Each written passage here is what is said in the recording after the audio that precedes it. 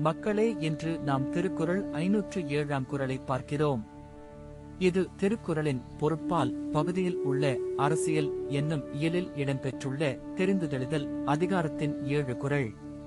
காதன்மை கந்தா அறிவறியார் தேறுதல், பேதைமை எல்லாம் தரும். இந்த குறள் சொல்ல வருவது என்னவென்றால், காதல் உணர்ச்சியை பற்றிய ஆழமான அறிவு இல்லாமல் ஓர் நபர் அதை பொறுத்து வாழ்ந்தால் அது பேதப்போக்கு ஆகும்.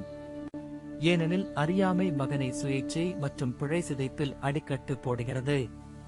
சிலர் காதலை தெளிவாக புரிந்து அதில் சுதந்திரமாக செயல்பட்டால் வாழ்க்கை சீராகும். ஆனால் அறிவில்லாமல் சென்ற பாதை தன்னைத்தானே தகர்க்கும்.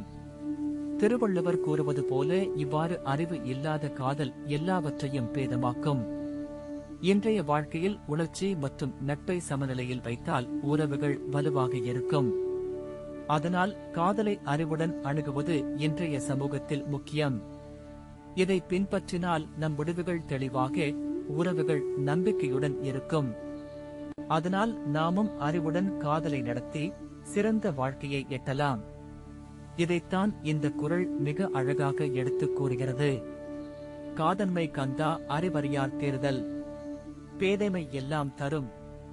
அடுத்த குறளில் மீண்டும் சந்திப்போம்.